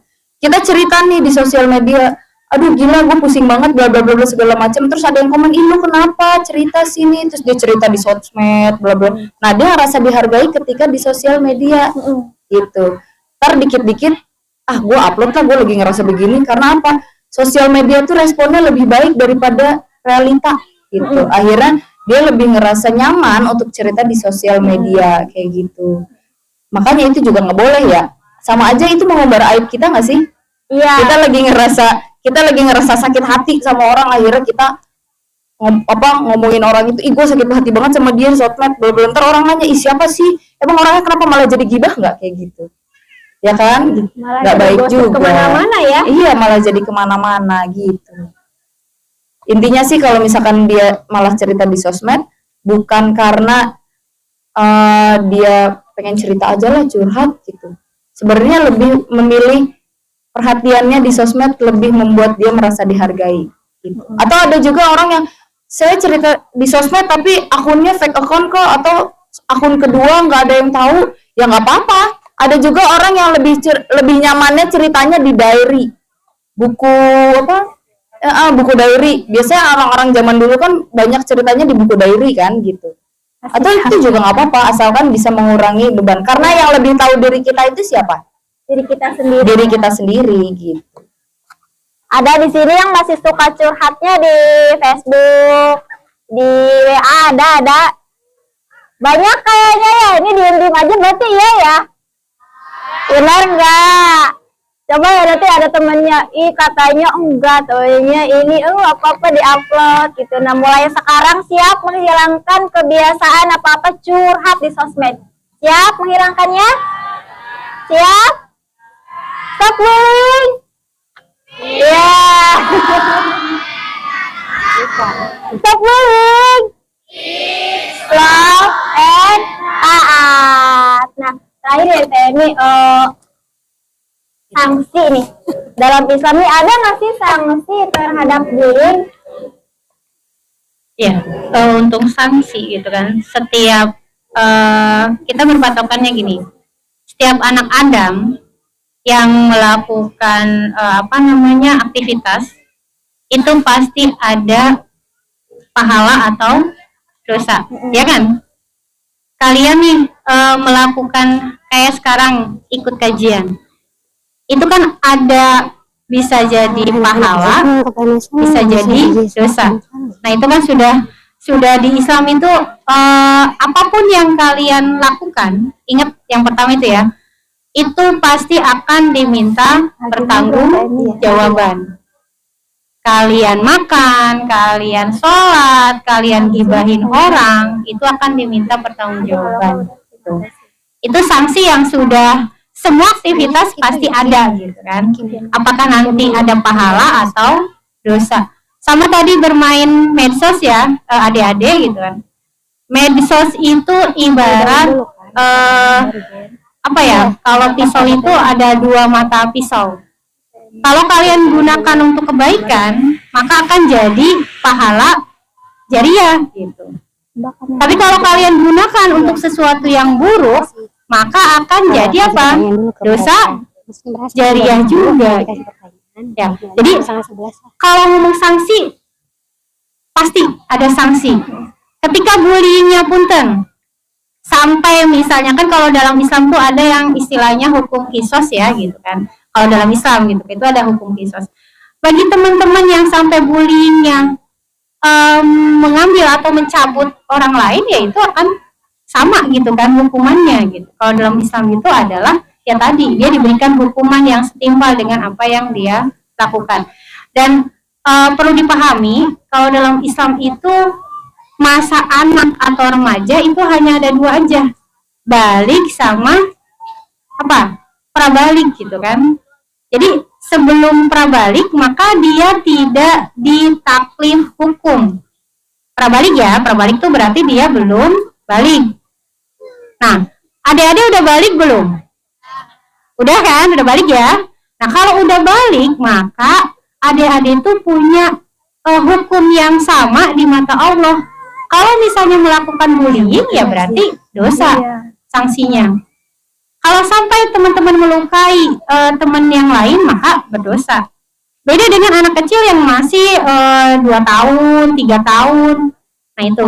Jadi kalau dikatakan sanksi itu ada ya Teh ya, baik itu pahala atau dosa maupun nanti sanksi yang sifatnya hukuman. Bahkan kalau dalam undang-undang sendiri kan ada, kalau teman-teman misalnya melaporkan kejadian bullying, itu ada sanksinya. Yaitu apa? Hukuman. Kalian bisa dihukum 3 tahun 6 bulan atau nanti denda. Nah itu dalam hukum sekarang. Nah dalam Islam pasti ada sanksinya, yaitu berupa dosa ya. Kemudian nanti disanksi dengan akibat dari bullyingnya. Nah itu tentang Samita. Jadi sanksinya dalam Islam ya ada gitu. Dan sanksi dalam Islam itu membuat efek si pembulinya juga jera ya? Jera, ya. Jadi dalam Islam tegas, kalau dia melakukan kemaksiatan, maka akan dihukum dengan kemaksiatannya. Aku nambahin apa ya? Oh mungkin ada salah satu hadis kali ya, berkatalah yang baik atau diam. Jadi daripada kita ngomong yang nggak baik, mendingan diam aja. Sebenarnya mungkin karena kita terbiasa bercanda sama teman yang seperti itu, aduh saya mau berubah nih, nggak mau bercanda kayak gitu terus. Udah saya diem aja, padahal dalam hati tuh rasanya pengen ngomong, pengen komentar gitu ya, tapi ya ingat lagi, berkatalah yang baik atau dia gitu. Ya, saya lupa ya. Kalau nih teman itu kan pasti membawa pengaruh ya buat kita. Nah, kalau kita nih kumpul sama teman-teman itu tuh berpengaruh nggak sih terhadap kita yang suka ngebully atau enggak tuh, itu tuh bawa pengaruh nggak gitu dari teman itu juga itu sendiri? Ya, circle ya. Anak zaman sekarang mungkin bilangnya circle. Circle pertemanan kita pun berpengaruh. Biasanya kalau misalkan kita sudah terbiasa membuli, mungkin kita nganggapnya bercanda ya. Kita bersembunyi di balik kata bercanda ini. Nah, teman lingkungan kita menganggapnya juga bercanda. Ya udah sih bercanda ini, berarti itu otomatis mendukung nggak? Ya udah sih kan dia bercanda, biarin aja. Nah, pertemanan yang baik bakal seperti itu nggak? Apa mengingatkan? Mengingatkan kan, lu jangan gitu, nggak baik. Belum tentu kan dia terima apa yang lu lakuin gitu. Jadi pilihlah teman yang baik. Mungkin ada kata-kata yang orang bilang kalau nyari teman tuh nggak usah pilih-pilih, atau nyari teman mah ya udah sih sama siapa aja. Boleh seperti itu asalkan kita bisa membatasi gitu. Gue mah nggak mau lah orangnya pilih-pilih teman sama siapa aja. Oke, welcome. Gue mah orangnya friendly, terima sama siapa aja, nggak apa-apa. Silahkan balik lagi ke kalian sendiri karena kalian yang tahu diri kalian sendiri. Yang penting kalian bisa membatasi. Misalkan teman kalian udah ada nih perilaku-perilaku yang nggak baik, ya udah kalian nggak usah ngikutin. Kalian cukup ingetin. Kalaupun dia nggak mau berubah ya udah. Kan kita nggak bisa kontrol orang lain kan. Kita bisa, yang bisa kita kontrol itu apa? Diri kita sendiri. Apa yang ada di diri kita itu yang bisa kita kontrol. Kalaupun teman kita ngelakuin kesalahan, kalau kita sudah mengingatkan tapi dia tidak mau berubah, ya sudah. Toh kewajiban mengingatkan kita sudah selesai, ya kan? Seperti itu. Ya, itu tadi ya mengenai penjelasan berbagai macam kasus bullying, faktornya, dampaknya, terus solusinya kayak gimana, sanksi dalam Islam itu seperti apa. Mungkin teman-teman di sini ada yang masih kurang greget gitu. Dari tadi tuh ada yang kayaknya enggak gitu deh. Kayaknya aku tuh masih ada yang ingin dipertanyakan gitu. Mungkin ada yang teman-teman ada yang masih mau ditanyakan di sini. Biasanya yang menjadi pertanyaan orang-orang ya, atau yang pernah melihat atau pernah menjadi korban, gimana caranya ngadepin pelaku bullying, ya enggak? Misalkan kalian punya teman atau kalian jadi korban, gimana sih caranya ngadepin dia gitu. Sebenarnya cara masing-masing orang tuh bisa berbeda ya gitu. Kalau yang menurut saya, kalau misalkan kalian punya teman atau melihat korban bullying, seperti yang tadi di teman-teman juga udah bilang itu, dikasih tahu. Kalau misalkan dikasih tahu dia masih gak bisa ngeyel gitu, tetap kayak gitu, ya udah tinggalin aja. Atau ketika kalian menjadi korban bullying, kalian kasih tahu sama dia, salah saya apa yang kamu gak suka dari saya sehingga kamu melakukan itu sama saya gitu. Dipertegas gitu. Biasanya orang yang menjadi pelaku nih, kalau ditanya kayak gitu, mereka akan bingung jawab mah. Mereka akan kayak ya nggak tahu, pengen aja. Iya nggak sih? Ya udah sekarang kita gini deh. Kalau misalkan diomongin dia udah nggak mau, ya udah tinggalin. Jangan berada dalam satu ruangan, atau jangan, istilahnya jangan ketemu dulu deh gitu tuh.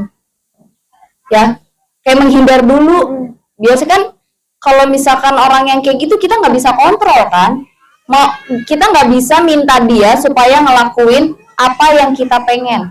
Misalkan kita pengen lu gak ngelakuin itu nih sama gua, gak bisa. Kecuali emang dianya sudah mau berubah, baru itu bisa berubah gitu. Kalau kita nggak bisa, ya berikan sanksi tegasnya, entah itu oleh orang lain, guru, atau bahkan orang tuanya sendiri kayak gitu. Kalau dari kita sendirinya aja kita sudah tidak bisa merubah dia seperti itu. Ini ada tambahan teh ini? Iya.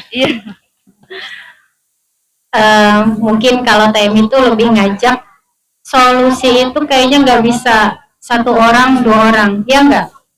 Kalian udah baik, tapi teman kalian yang nggak baik bisa berjalan nggak solusinya? Jadi kalau kita ngomongin solusi itu kayaknya harus semuanya ikut berpartisipasi, ya Teh ya. Bukan kalian doang dituntut jadi baik, tapi gurunya tidak mengajarkan, malah gurunya bullying. Nah ini.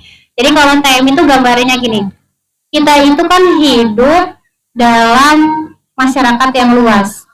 Kita hidup di sekolah, di rumah, di masyarakat, bahkan kita juga hidup bernegara. Ini rada berat ya pembahasannya. Jadi ketika kita ngomongin bullying, solusinya itu bukan hanya person to person, orang ke orang, bukan. Kalau bisa, itu semuanya harus kita bahas. Pertama, individunya. Yang tadi kata Bu Emi bilang, jadilah individu yang tangguh, yang kuat, yang bertakwa. Itu penting, itu dari kaliannya dulu. Nah, kalau individunya sudah baik, insya Allah nanti kalian akan kuat. Ketika menghadapi para bullying, kalian juga sudah kuat. Oh ini nih yang harus saya lakukan, gitu. Yang tadi disebutkan oleh Teni Bras. Ya. Yang kedua, gitu kan, mau nggak mau, kita juga harus membutuhkan aturan yang apa? Yang melindungi kita. Sekolah yang kondusif, masyarakat yang kondusif, di rumah juga kondusif. Ingat punten gitu. Yang TMI alami ya, kasus di sekolah itu bullying, itu lebih banyak karena dia ada trauma di rumahnya. Entah broken home, atau di rumahnya dia tuh kayak tertekan. Sehingga dikeluarkannya di sekolah TM. Ada nggak yang kayak gitu? Di rumahnya ibu bapaknya ribut aja misalnya. Nah itu, jadi individunya harus kuat, pendidikan atau orang tuanya juga sama, harus kuat. Makanya kalau ngomongin bullying tuh nggak bisa, kita tuh ngomongnya ke kalian doang, tapi harus ke orang tua, ke masyarakat juga sama. Masyarakat juga harus sama. Ketika ada kasus bullying, jangan dianggap sepele. Saya misalnya guru menemukan anak yang melakukan bullying, itu jangan dianggap, itu biasa aja, kenakalan biasa, enggak. Tapi harus serius dalam menangani kasus. Jadi harus ada aturan yang membuat jera para bullying gitu. Kemudian negara, nah ini negara loh, kita ngomongin negara juga ikut ambil nggak Teh? Iya, negara juga tanggung jawab kalau ada bullying. Gimana Teh maksudnya? Oke teman-teman, kasus bullying itu kan banyak. Salah satu faktornya adalah media sosial. Siapa yang mampu untuk mengendalikan media sosial? Negara. Kalian kan nggak bisa menutup akun si A gitu kan, kecuali kalian hacker. Tapi negara itu berperan untuk apa? Melindungi rakyatnya, melindungi masyarakatnya dari apa? Kasus bullying. Kenapa terjadi banyaknya bullying? Karena media memfasilitasi. Sering kan ngeliat tuh video-video bullying, akhirnya menimbulkan anak-anak melakukan bullying. Maka peran pemerintah apa? Menghentikan, mengkat media-media yang mengantarkan kepada bullying. Jadi kalau tanya solusi, bukan kalian doang yang harus berubah. Kami sebagai guru juga sama, orang tua di rumah juga harus ikut serta. Ya, jadi kalau misalnya pelajarnya sudah tangguh, lingkungannya sudah kondusif, masyarakatnya kondusif, dan negaranya juga kondusif, insya Allah nanti kasus bullying itu bisa terselesaikan gitu kan dengan baik. Karena kalau kita nuntut kalian doang individunya yang baik, tapi temennya enggak kan susah Teh. Jadi kayak ya itu lingkaran setan terus menerus kayak gitu. Saya udah baik dia enggak misalnya. Ya susah. Saya udah baik tapi gurunya bullying, sama aja gitu kan. Jadi kalau disolusi dalam Islam itu harus sempurna. Semuanya berubah dengan apa? Dengan menjadikan Islam sebagai solusi gitu kan. Siap ya menjadikan Islam sebagai solusi? Ya. Kan pelajar Islam bukan pelajar yang lain ya kan? Ya. Oke, mungkin itu Teh tambahan dari saya. Ya, mungkin itu tadi ya bukan split lagi ini Maya, semuanya udah dikupas tuntas. Ada yang masih penasaran gak ini? Ada yang masih mengupas tentang bully, ada yang masih jadi pertanyaan teman-teman? Mungkin nambahin juga ya, kita tidak bisa sepenuhnya menyalahkan pelaku bullying. Karena pasti ada sebab, ada akibat. Kenapa dia seperti itu? Mungkin karena faktor keluarga, atau karena faktor masa kecil, seperti itu. Jadi kalau misalkan kita ketemu korban bullying, kita lihat dulu sebabnya apa sih dia kayak gitu, penyebabnya apa sih dia kayak gitu. Jadi nggak bisa sepenuhnya kita menyalahkan, lu nih yang salah gitu, gara-gara lu dia jadi begini nggak bisa. Padahal ada faktor lain. Betul, ya, yang karena ada menyebabkan, penyebabnya juga. dia membuli gitu. Betul. Bisa. Dia nempel. Aku nggak berani nih. Ini gede banget. Jangan lu dia. Gigit. Nempel lu dia. Takut teh. Gimana Teh Bras? Ada lagi? Udah cukup. Ya. Berani. Mungkin kalau teman-teman di sini ada yang ada apa ini? Ada iklan, Ada iklan. ada yang mau gabung. Ada yang Masya Allah ya, ada yang mau gabung. Bahkan hewan aja butuh ilmu. Hewan aja butuh ilmu, apalagi kita ya sebagai manusia. Nah, buat teman-teman mungkin ada yang masih merasa kurang gitu penjelasan dari kita, maka ayo ikut gabung sama kelompok muslimah yang ideologis. Banyak kok ya di sini kelompok-kelompok muslimah yang ideologis, yang pastinya yang membawa kita dalam kebaikan ya. Siap menjadi muslimah ideologis, muslimah yang melakukan kebaikan yang mencegah bully, siap? Ya. Harus siap dong ya, siap. Pasti pasti. Stop bullying. Stop and taat. Mungkin dari yang saya rangkum gitu ya dari diskusi kita gitu ya, dari obrolan kita pada siang hari ini, kan kita udah siang ya, dan dipepet waktu juga. Nah, faktor-faktor yang menyebabkan bullying itu ternyata nggak cuma dari sendiri, tapi ada juga dari keluarga, dari teman, kayak gitu ya. Terus dampak bullying juga ternyata banyak banget nih ya, nggak cuma bikin trauma, tapi depresi, bahkan bisa sampai merugikan orang lain juga. Iya ya, kayak yang terjadi kasus pembakaran sekolah itu kan, itu nggak cuman dia nggak hanya si korban bullyingnya yang jadi korban, tapi orang lain juga jadi korban gitu ya Teh ya, dari si pembuli ini gitu ya. Terus sampai ada yang bunuh diri, ada yang sampai kehilangan konsentrasi belajar gitu. Jadi ketika belajar dia udah kurang gitu, dia udah nggak semangat belajar kayak gitu ya Teh ya. Kemudian cara-cara mengatasi gitu dari trauma bullying ini gitu, dari bullying ini itu salah satunya itu dengan konseling. Kemudian konseling itu bisa ke guru BK gitu ya, bisa ke psikologi gitu ya. Kemudian yang kedua yaitu psikoterapi, yang ketiga yaitu terapi perilaku, dan yang terakhir yaitu jadi teman curhat. Siap ya buat jadi teman curhatnya? Yang sebelah kiri siap jadi teman curhat teman-teman ya? Siap ya, tapi jangan sampai jadi teman curhat terus dicurhatin lagi ke orang lain ya. Jangan ya. Terus aku mau ngingetin kali ya, buat teman-teman semuanya, bukan cuma buat satu orang, tapi untuk semuanya, entah itu yang sudah bekerja ataupun enggak, jangan takut atau jangan ragu untuk meminta bantuan.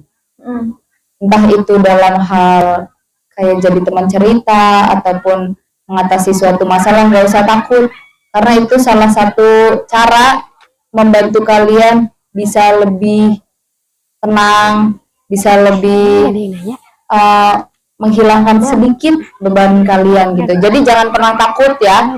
Untuk teman-teman yang di sekolah, jangan pernah takut untuk cerita sama guru BK-nya atau guru kelasnya ataupun guru-guru yang kalian percaya. Untuk teman-teman yang di pondok juga jangan pernah takut untuk bercerita sama ustazahnya gitu. Supaya kalian bisa tetap menjalani hari-harinya itu dengan semangat. Kalian kalau nggak cerita terus kepikiran masalah-masalah tentang entahlah apa itu, semangat nggak ngejalanin sekolahnya, fokus nggak, Enggak. Jangan takut ya, karena kalau kalian takut itu bisa membuat kalian jadi nggak ngelampiasin emosi kalian gitu. Karena semakin lama kalian nggak ngelampiasin emosi, kayak entah itu perasaan sedih, senang itu kalian nggak dilampiasin, kalian bisa menjadi mati rasa, kan bahaya ya. Nah itu ya tambahan dari teknik BRAS ya. Terus kemudian ada solusi untuk mencegah terjadinya bullying itu ya, jadilah individu yang kuat. Siap jadi individu yang kuat?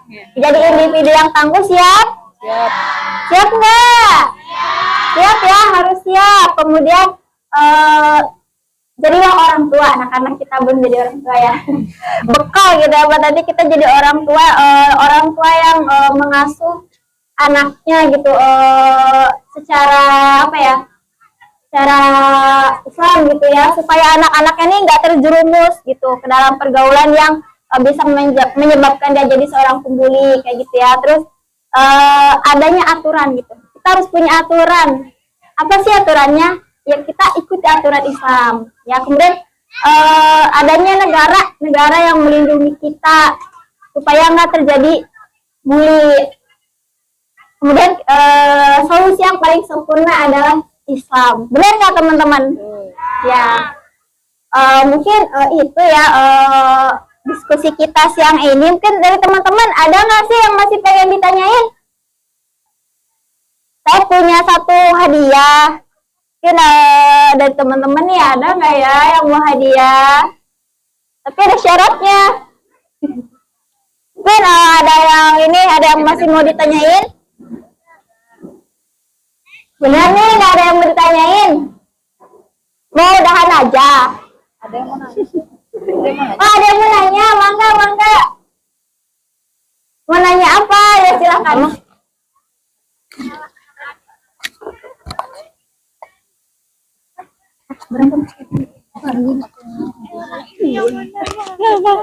Siapa yang mau nanya?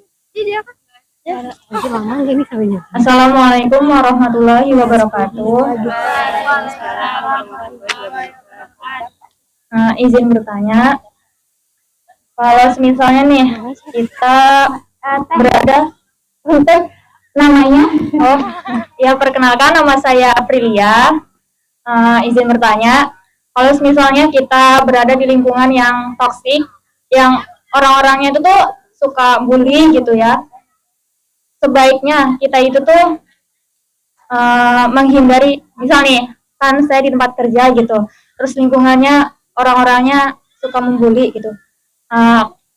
Kan kalau misalnya kita tahan, mental kita kan kadang nggak kuat. Apa sebaiknya kita tuh lebih baik resign atau gimana? Terima kasih.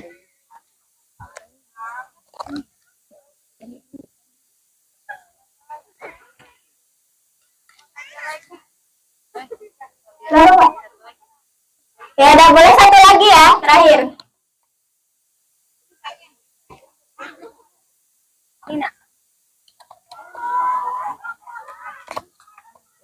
Assalamualaikum warahmatullahi wabarakatuh. Oke, nama saya Desi. Izin bertanya, ini ya. Kebetulan saya punya teman.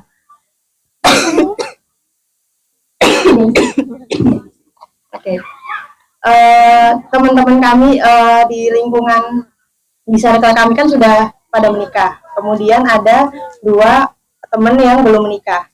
Dari keluarga itu seperti ada tekanan kepada teman saya ini untuk segera menikah gitu, sampai dia akhirnya memang nggak kuat ya secara mental, itu dia memang ke psikiater ya. Dan memang benar seperti yang disampaikan tadi, bayar psikiater itu mahal ya, memang per jam gitu. Jadi pertanyaan saya, apakah tekanan dari keluarga ini termasuk bullying atau bukan? Terima kasih. Assalamualaikum warahmatullahi wabarakatuh. Waalaikumsalam warahmatullahi wabarakatuh.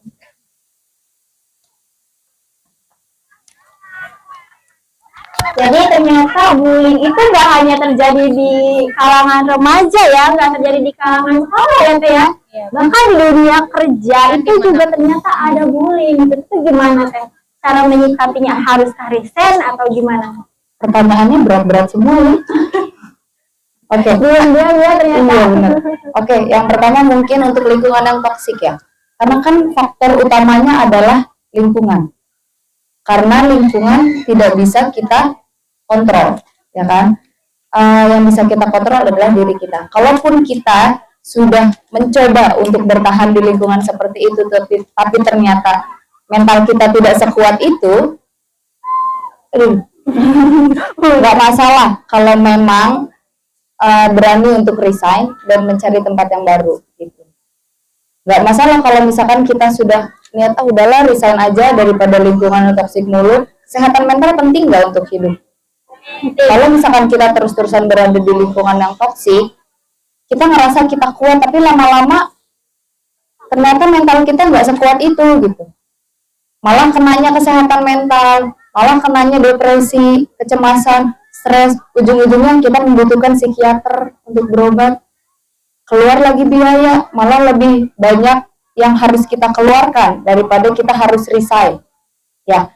Jadi balik lagi ke tetehnya, kalaupun tetehnya ngerasa kayaknya saya harus resign daripada kesehatan mental saya yang terganggu, jadi saya lebih nyari lingkungan yang positif untuk saya gitu. Nggak masalah sebenarnya kalau emang berani untuk resign, karena kan zaman sekarang cari kerja susah.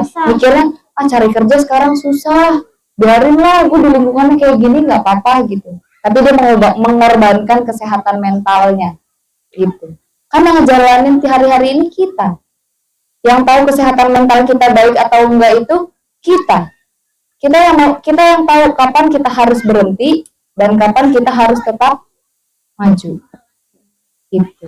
Sampai sini menjawab teteh. Oke. Untuk pertanyaan kedua ya, tekanan dari keluarga mungkin bisa menjadi salah satu bullying ya, karena orang tua keluarga itu ngasih pressure gitu, tekanan berlebih pada si anak ini sehingga menyebabkan dia kesehatan mentalnya juga keganggu dan akhirnya ke psikiater kayak gitu. Itu juga kalau menurut saya pribadi bisa termasuk bullying ya, tapi bullyingnya bukan dalam arti seperti di lingkungan sekitar gitu, karena keluarga hanya memberi tekanan yang berlebih gitu. Si anak ini sih sudah sangat baik ya, karena dia sudah ke psikiater gitu. Seperti saya bilang juga sama pertanyaan teteh yang pertama, kita nggak bisa kontrol orang tua untuk ngelakuin apa yang kita inginkan. Kalaupun kita bilang, udah sih Pak, Bu, saya masih belum siap untuk menikah gitu, ataupun saya masih pengen ini itu gitu. Tapi kan tetap aja yang namanya orang tua pengen anaknya begini. Ya kita nggak bisa ngontrol sikap orang tua kita ke kita gitu. Kita cukup terima, oh ya udah orang tua saya begini, kita terima.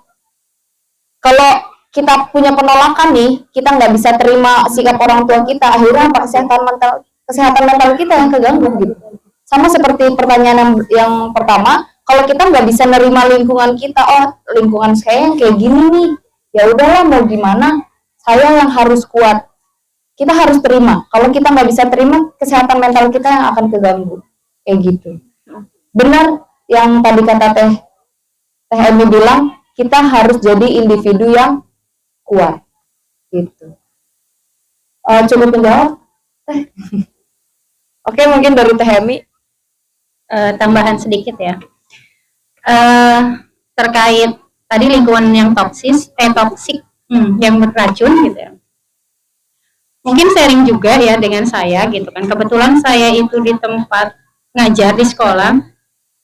Saya merasa alhamdulillah gitu kan, lingkungan yang saya dapati itu alhamdulillah semuanya baik. Wallahu alam gitu kan. Mungkin itu adalah kebaikan dari Allah gitu, atau ujian dari Allah. Saya itu kalau seandainya atau setiap ditugaskan ngajar, saya selalu minta sama Allah tuh selalu berdoa. Bahkan sekarang pun sebelum nanti saya ada penempatan kembali, itu selalu saya minta kepada Allah, ya Allah, berikanlah tempat di mana saya di situ tuh bisa memberikan kebaikan, kemudian tempat itu juga memberikan kebaikan kepada saya. Itu yang saya lakukan yang Teh ya, ketika saya mau ditugaskan mengajar misalnya, entah itu di pesantren, entah itu di SMA atau di MAN gitu kan. itu selalu berdoa sama Allah. Kenapa? Karena lingkungan itu penting buat saya. Kalau lingkungannya toksik, orang-orangnya toksik, itu yang ada, saya nggak akan berkembang gitu. Dengan segala kekurangan saya, dengan skala misalnya kelebihan saya ingin mendapatkan lingkungan yang baik. Karena itu adalah pengaruh buat saya. Itu yang saya lakukan ya Teh. Sampai sekarang pun saya selalu meminta, ketika nanti ada SK misalnya diturunkan saya, oh Bu Emi ditempatkan di kerja A, itu saya selalu berdoa semoga tempat itu adalah tempat yang terbaik buat saya memberikan kebaikan dan mereka pun memberikan kebaikan buat saya itu gitu kan. Dan kalau saya seandainya udah bekerja di situ ternyata toksik, ingat aja dengan Quran surat Ar-Ra'd ayat 11 ya Teh ya. Di situ kan dikatakan innallaha la yughayyiru gitu kan. Allah tidak akan merubah suatu kaum jika dia tidak mau merubah dirinya sendiri atau berusaha. Maka kalau saya tanyakan kepada Teteh kembali, sejauh mana usaha Teteh menghadapi itu? Sejauh mana teman-teman menghadapi temannya yang bullying? Adakah usaha atau hanya teman-teman diam? Yang tadi saya bilang, kalian bangga kalian dibully. Harusnya kalian ada usaha. Karena Allah nggak akan merubah kondisi kamu kalau kamu tidak mau merubah diri kamu. Jadi di tempat kerja, berarti Teteh harus siap dengan konsekuensinya, dan Teteh juga harus siap dengan amunisi untuk menghadapi leadernya kah, apalagi HRD atau siapa saya nggak tahu ya susunannya, ketuanya, itu harus siap. Bahkan ada yang mengatakan, ketika kita jadi korban, balas dendam terbaik adalah dengan melakukan sesuatu yang baik dan menjadi pribadi yang baik. Nah ingat itu, pasti ada kata-kata itu sering. Jadi bukan berarti awas kamu saya balas, no. Dengan kita menjadi korban, maka balas dendam terbaik kita menjadi sesuatu yang lebih baik dan memberikan yang terbaik buat teman kita gitu. Jadi Teteh usaha dulu gitu kan, baik dengan pendekatan pribadi gitu kan, entah ngajak ngobrol, entah apa, kemudian sisipkan sesuatu yang kita ketahui, apakah itu dengan cara bercanda atau enggak. Teh nggak boleh loh kita ngomong kayak gitu. Nah itu, jadi kalau mereka tipe orang yang nggak mau dinasehati secara formal, maka sisipkan. Tetap Teh, kita harus usaha, karena Allah nggak akan merubah kita kalau kita nggak mau usaha. Saya misalnya dibully, saya juga harus usaha. Buktikan bahwa apa yang mereka katakan tentang saya itu salah. Itu yang saya ini ya Teh ya. Jadi intinya mah kita harus usaha dulu. Nah, kedua, kalau sudah usaha maksimal tidak bisa, maka yang Allah perintahkan kepada Rasul dan para sahabat ya, waktu kejadian di Mekah, itu adalah hijrah. Nah, ini boleh kita hijrah. Rasulullah dan para sahabat ketika turun perintah untuk hijrah, maka beliau dan para sahabatnya hijrah. Tapi sebelumnya gimana? Sebelumnya Rasulullah tetap di Mekah dengan segala tantangan dari kaum Quraisy kan, tekanan dari kaum Quraisy, tapi para sahabat dan Rasulullah tetap berdiam di Mekah sampai ada turun perintah untuk hijrah. Nah, maka kalau kita udah semuanya udah dilakukan gitu kan, tapi ternyata misalnya tetap, maka boleh hijrah, resign tadi. Siap. Kalau misalnya mau resign gimana Teh? Ya itu tadi kata tadi Bras. Ketika teman-teman resign berarti itu siap. Ya, itu sih saya gitu. Kalau saya tuh lebih ke ketika di tempat kerja, saya akan mendekati secara pribadi semua orangnya. Baik itu gurunya. Jadi 1 tahun pertama saya di sekolah itu adalah adaptasi. Nggak apa-apa saya dikatakan biasa aja, so asik. Terus saya so kenal, itu nggak apa-apa saya. 1 tahun pertama adalah adaptasi. Tahun kedua baru saya akan menunjukkan bahwa saya juga punya bakat, punya kemampuan. Tahun ketiga dan seterusnya, alhamdulillah saya mengenal mereka dengan guru-guru yang baik, kepala sekolah yang baik kepada saya, dan siswa-siswa saya, siswa MAN. Saya tidak membanggakan mereka, tapi alhamdulillah selama ini mereka baik kepada saya dan kepada guru-guru yang lain gitu ya. Terakhir tentang apa menikah. Wah itu makanya sayanya curhat ini. Itu bener godaan terberat kita gitu kan sebagai perempuan, yaitu kasusnya dan itu saya alami gitu. Mungkin kalau adik-adik di sini mah nggak ngalamin ya. Kalau saya itu udah mengalami tekanan batin gitu kan. Ada masa-masanya saya itu kayak udah yang hopeless, udah putus harapan gitu. Kalau seandainya dalam Islam gitu kan dibolehkan bunuh diri, mungkin kita bunuh diri gitu, sampai segitunya gitu. Sampai ikut tes kemarin psikologi ya, itu kan pertanyaannya, pernahkah Anda melakukan bunuh diri? Waduh. Itu apa ya? Udah dalam titik yang kita tuh hopeless banget, udah nggak ada harapan, dan pasti setiap manusia pernah mengalami itu, walaupun mungkin permasalahannya berbeda gitu kan. Gimana menyikapinya? Alhamdulillah saya itu dikuatkan dengan teman-teman ngaji, teman-teman keluarga yang baik juga gitu kan. Kita pahami ke keluarga teh tetap, karena bagaimanapun yang tadi kata Teh Nibras, kita nggak bisa mengontrol perilaku pikiran orang lain terhadap kita, tapi kita bisa mengontrol kita kepada mereka. Ajak diskusi ibunya, yang namanya jodoh, rizki, kemudian ajal, itu udah diatur, ya kan? Mau kita teriak juga kayak saya misalnya, kenapa ya Allah saya belum menikah? Ya nggak bisa gitu. Yang ada, kita tuh jadi kayak orang gila, stres sendiri, bener. Kita, dalam gini ya, kita tuh harus bersyukur kepada Allah. Setiap Allah berikan apapun kepada kita, itu adalah yang terbaik. Mungkin saat ini saya belum menikah, misal, karena Allah tahu yang terbaik untuk saya. Bisa jadi mungkin kata Allah, kamu belum siap buat punya suami. Karena kalau kamu punya suami, itu akan pertanyaannya banyak. Ya kan? Kamu belum siap jadi seorang ibu. Karena mungkin gitu kan, dengan kita menjadi seorang ibu, akan banyak tekanan yang akhirnya kita jauh dari Allah. Itu yang saya rasakan ya Teh. Tetap optimis, tetap berdoa. Sama-sama. Saya juga kasusnya sama gitu kan. Jadi tetap semangat, insya Allah. Dan alhamdulillah keluarga saya itu keluarga yang sangat baik pada saya, dan sekarang sudah ikhlas, sudah bersyukur apapun yang Allah tuliskan takdirnya buat saya dan keluarga saya, itu yang terbaik buat saya gitu ya Teh. Dan senantiasa selalu ikhtiar. So, terima kasih dari saya. Gimana? Cukup jelas ya penjelasan dari Teh Emi dan Teh Nibras? Cukup ya? Mungkin karena waktunya udah siang ya, Teh Emi, Teh Nibras, kita cukupkan saja ya obrolan kita pada siang hari ini kepada Teh Emi dan Teh Nibras. Saya ucapkan terima kasih ya sudah jadi pemateri di sini. Semoga kita bisa bertemu kembali di acara-acara yang berikutnya ya, Teh Emi, Teh Nibras. Mangga dipersilakan buat kembali. Terima kasih.